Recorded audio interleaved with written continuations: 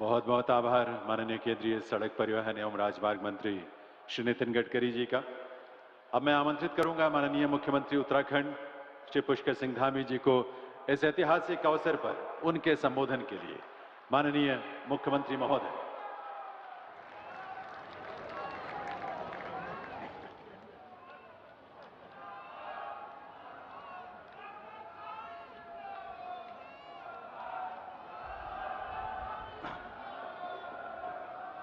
भारत माता की, भारत माता की।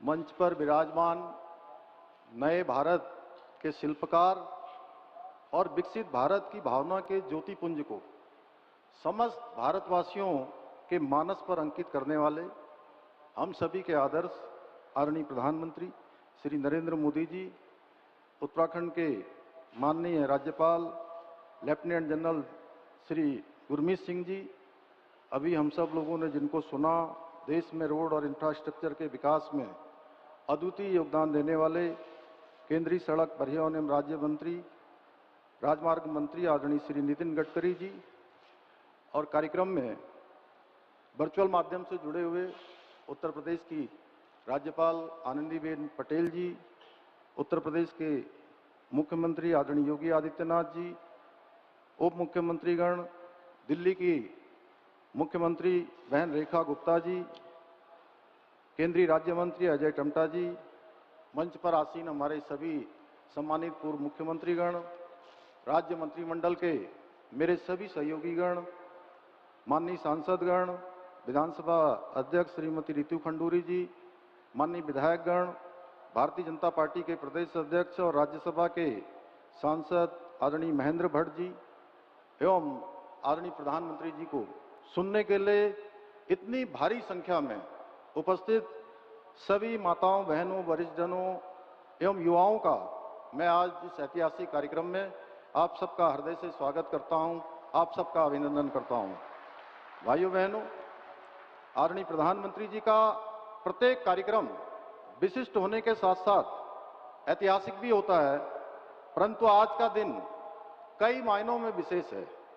आज जहां आज उत्तराखंड के विकास की लाइफलाइन, देश की लाइफलाइन के साथ दिल्ली देहरादून इकोनॉमिक कॉरिडोर के रूप में जुड़ रही है, वहीं आज देश में सामाजिक सौहार्द एवं समरसता को मजबूत करने के लिए वंचित वर्ग को समाज की मुख्य धारा में जोड़ने वाले महापुरुष भारत रत्न बाबा साहब डॉक्टर भीमराव अंबेडकर जी की जन्म जयंती है।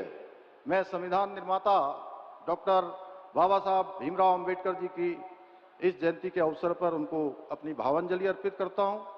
इसके साथ ही जहां आज भगवान सूर्य मेष राशि में प्रवेश कर रहे हैं और हमारे सिख भाई बहन खालसा पंथ की स्थापना के प्रतीक स्वरूप सिख नववर्ष मना रहे हैं, वहीं हमारे अन्नदाता प्रकृति की उपासना करते हुए बैसाखी पर्व को हर्षोल्लास से मना रहे हैं। मैं बैसाखी की भी आप सभी को हार्दिक बधाई एवं शुभकामनाएं देता हूं। भाइयों बहनों, 2014 से पूर्व का समय हम सभी को याद होगा, जब देश के विकास की गाड़ी पूरी तरह से थम चुकी थी, देशवासियों का उत्साह ठंडा पड़ चुका था, वरिष्ठ जन हताश और निराश थे, महिलाओं के आंसू सूख चुके थे, युवा पीढ़ी के कंधे झुक चुके थे और सेनाओं का मनोबल जवाब दे रहा था। ऐसे में देश की बागडोर जिन मजबूत हाथों में संभाली, वे राष्ट्र ऋषि आदरणीय प्रधानमंत्री नरेंद्र मोदी जी आज हम सब के बीच में उपस्थित हैं। मैं आप सबकी तरफ से, अपनी तरफ से उनका एक बार जोरदार तालियों से आप सब उनका स्वागत करेंगे, अभिनंदन करेंगे। ये हमारा सौभाग्य है कि देवभूमि उत्तराखंड को आज उनके प्रधानमंत्री बनने के बाद 28वीं बार आदरणीय प्रधानमंत्री जी का स्वागत करने का शुभ अवसर प्राप्त हो रहा है। यह आदरणीय प्रधानमंत्री जी का हमारे राज्य के प्रति अगाध प्रेम का प्रतीक है। आदरणीय प्रधानमंत्री जी जब भी उत्तराखंड आए हैं, देवभूमि उत्तराखंड के लिए कोई न कोई विशेष सौगात लेकर अवश्य आए हैं। चाहे बाबा केदार की पुण्य धरा से 21वीं सदी का तीसरा दशक उत्तराखंड का दशक होगा कहकर हमारा उत्साह बढ़ाना हो, या जिसको भारत का अंतिम गांव कहा जाता था, सीमांत गांव माणा में आकर उसे देश का प्रथम गांव घोषित करना हो, या इन्वेस्टर समिट के उद्घाटन के अवसर पर बेड इन उत्तराखंड का संदेश देना हो, या महादेव के पवित्र तीर्थ आदि कैलाश के दर्शन कर इस तीर्थ की सुंदरता को विश्व पटल पर रखना हो, राष्ट्रीय खेलों के उद्घाटन समारोह में पधारकर पूरे देश के समक्ष देवभूमि को खेल भूमि के रूप में नई पहचान दिलाना हो, या हर्षिल मुखवा की धरती से शीतकालीन पर्यटन को बढ़ावा देने का आह्वान करना हो, या फिर राज्य के रजत जयंती वर्ष के अवसर पर अगले 25 वर्षों के लिए राज्य को एक नया विजन देना हो। आपका देवभूमि में आगमन देवभूमि के लिए हमेशा शुभ एवं कल्याणकारी हो रहा है। और आज जब आप पुनः उत्तराखंड आए हैं तो 12,000 करोड़ रुपए की लागत से बने एशिया के सबसे लंबे एलिवेटेड वाइल्ड लाइफ कॉरिडोर की सौगात लेकर आए हैं। इसके लिए उत्तराखंड के सभी प्रदेशवासियों की ओर से मैं आपका हृदय तल से आपका धन्यवाद करता हूं। आदरणीय प्रधानमंत्री जी, आज आपके नेतृत्व एवं मार्गदर्शन में उत्तराखंड देश का श्रेष्ठ राज्य बनने के अपने विकल्प रहित संकल्प को पूरा करने के लिए विकास भी और विरासत भी की अवधारणा के अनुरूप प्रत्येक क्षेत्र में काम कर रहा है। और मैं आपको पूरा विश्वास दिलाता हूं कि हम आपके नेतृत्व में आपने इस लक्ष्य को प्राप्त करने में अवश्य सफल रहेंगे। साथ ही 2022 के विधानसभा चुनावों की भांति 2027 के चुनाव में भी वीर भूमि उत्तराखंड में भारतीय जनता पार्टी की राष्ट्रवादी विचारधारा वाली सरकार बनाने में सफल होंगे। समय की बाध्यता के कारण अधिक न कहते हुए कविता की इन पंक्तियों के साथ आदरणीय प्रधानमंत्री जी का पुनः धन्यवाद करते हुए मैं अपनी बात समाप्त करता हूं। अब रफ्ता नहीं, पूरी रफ्तार के साथ आगे बढ़ रहा है भारत।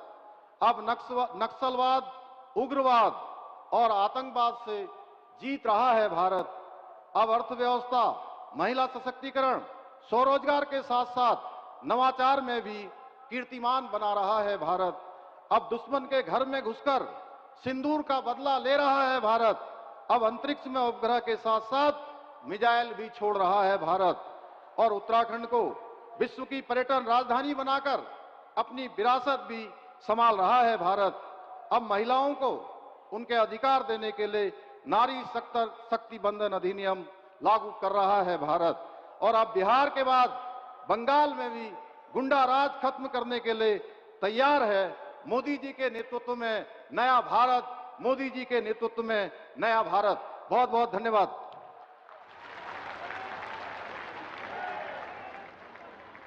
बहुत बहुत आभार माननीय मुख्यमंत्री उत्तराखंड श्री पुष्कर सिंह धामी जी का। देवियों सज्जनों, आज की इस पुनीत बेला में अब समय है दिल्ली देहरादून आर्थिक गलियारे के चारों चरणों के उद्घाटन का।